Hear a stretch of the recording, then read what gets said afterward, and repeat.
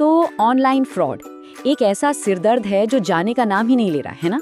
हम सब इसके बारे में सुनते हैं, बैंक हमें लगातार वार्निंग्स भेजते रहते हैं, लेकिन फिर भी कहीं ना कोई इन स्कैमर्स के जाल में फंस ही जाता है। पर अब इस पूरी लड़ाई में आरबीआई एक बहुत ही अलग और कह सकते हैं कि एक हैरान करने वाला दांव चल रहा है। वो सीधे यूपीआई की सबसे बड़ी ताकत यानी उसकी बिजली जैसी रफ्तार पर ही निशाना साध रहा है। और यहीं पर ये सवाल उठता है, क्या यूपीआई की वो खूबी जो उसे इतना जबरदस्त बनाती है वही उसकी सबसे बड़ी कमजोरी भी है? ये सवाल इस पूरी कहानी के इस पूरे डिबेट के सेंटर में है। चलिए इसी को थोड़ा और गहराई से समझते हैं। तो सबसे पहले बात करते हैं यूपीआई की इस दो धारी तलवार वाली पहचान की। एक तरफ ये कमाल की सहूलियत है और दूसरी तरफ एक बहुत बड़ा खतरा। देखिए, यूपीआई की ताकतें तो हम सब रोज मतलब हर दिन इस्तेमाल करते हैं। पैसा इंस्टेंट, 24 घंटे 7 दिन, और वो भी फ्री में। लेकिन इसी सिक्के का दूसरा पहलू है इसकी सबसे बड़ी कमजोरी। पैसा एक बार गया तो वापस नहीं आता, वो इरिवर्सिबल है। और बस इसी एक बात का फायदा उठाकर स्कैमर्स लोगों को इमोशनली मैनिपुलेट करते हैं। तो यही स्पीड इसे एक शानदार टूल और एक खतरनाक हथियार दोनों एक साथ बनाती है। और सच में यही सबसे जरूरी बात है। एक बार पैसा अकाउंट से निकला तो समझ लीजिए वो हमेशा के लिए गया। गलती सुधारने का या एक पल रुककर दोबारा सोचने का कोई मौका ही नहीं मिलता। फ्रॉड करने वाले ये बात अच्छी तरह जानते हैं कि अगर उन्होंने एक बार आपसे पैसे ट्रांसफर करवा लिए तो उनका काम लगभग हो गया। तो सवाल ये है कि इस खतरनाक स्पीड का तोड़ क्या है? आरबीआई अब एक पॉज बटन का आइडिया लेकर आया है, 1 घंटे का पॉज। चलिए देखते हैं कि ये सिस्टम आखिर काम कैसे करेगा। इसका नाम है कूलिंग पीरियड। अब ये समझना बहुत जरूरी है कि ये कोई टेक्निकल गड़बड़ी नहीं है, कोई सर्वर डाउन नहीं है। ये एक जानबूझकर सोच समझकर लगाया गया एक सेफ्टी ब्रेक है। इसका मकसद सिर्फ एक है, लोगों को वो 1 घंटे की कीमती मोहलत देना जिसमें वो उस हड़बड़ाहट से बाहर निकलकर ठंडे दिमाग से सोच सकें, और अगर उन्हें लगे कि कुछ गलत हुआ है तो उस ट्रांजैक्शन को रोक सकें। तो ये काम कैसे करेगा? चलिए एक उदाहरण लेते हैं। मान लीजिए आपने किसी ऐसे इंसान को 10,000 रुपए से ज्यादा की रकम भेजी जिसे आपने पहले कभी पैसे नहीं भेजे। तो होगा ये कि पैसा आपके अकाउंट से तो कट जाएगा, लेकिन पाने वाले के अकाउंट में तुरंत जमा नहीं होगा। वो पैसा 1 घंटे के लिए एक तरह की टेम्पररी होल्डिंग जोन में रुक जाएगा, और इसी 1 घंटे के अंदर अंदर अगर भेजने वाले को जरा सा भी शक होता है तो वो उस पेमेंट को कैंसिल कर सकता है।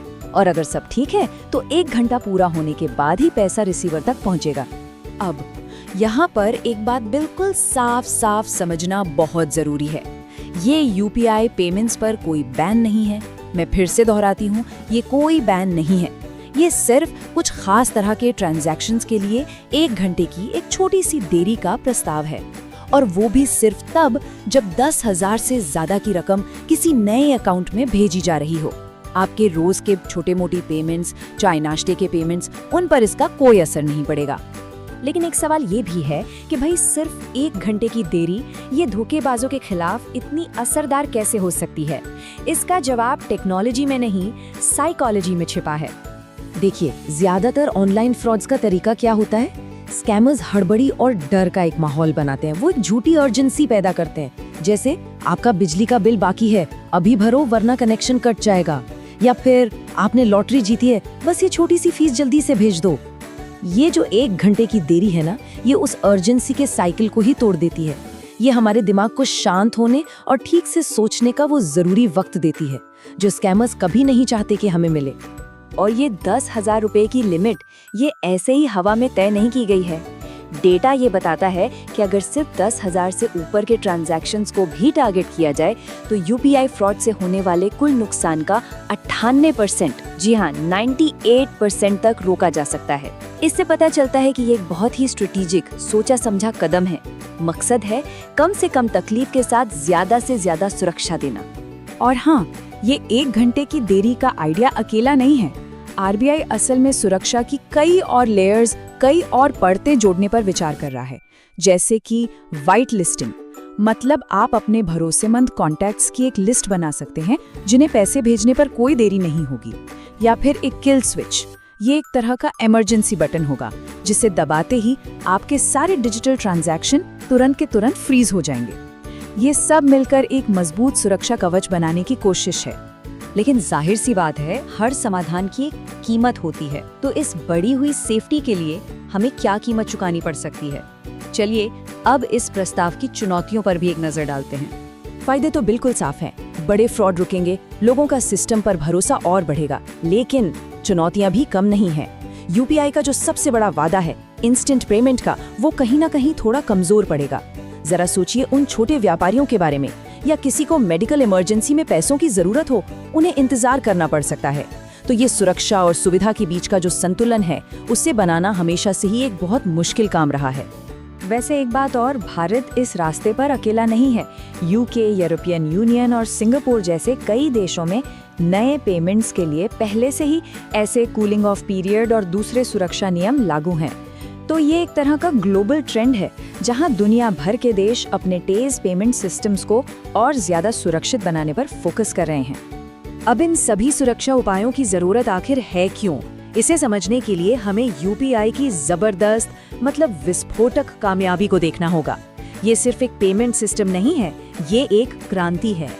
साल 2016 में जब ये लॉन्च हुआ था, तब शायद ही किसी ने सोचा होगा, लेकिन तब से लेकर आज तक यूपीआई का सफर अविश्वसनीय रहा है।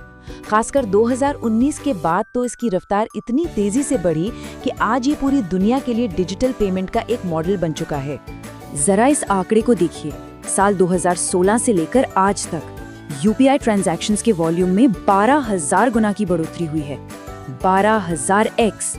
ये सिर्फ ग्रोथ नहीं है, ये एक डिजिटल धमाका है। और इसका असर सिर्फ भारत तक सीमित नहीं है। आज पूरी दुनिया में होने वाले हर 2 रियल टाइम डिजिटल पेमेंट में से एक भारत में होता है। 50%। यूपीआई ने सही मायनों में भारत को ग्लोबल डिजिटल पेमेंट्स का सुपर पावर बना दिया है। तो आखिर में हम घूम फिरकर उसी एक बुनियादी सवाल पर वापस आते हैं। रफ्तार की इस दौड़ में सेफ्टी यानी सुरक्षा के लिए सही कीमत क्या है? ये एक ऐसा बैलेंस है जिसे सिर्फ टेक्नोलॉजी अकेले नहीं बना सकती। इसे टेक्नोलॉजी और हम इंसानों को दोनों को मिलकर साधना होगा।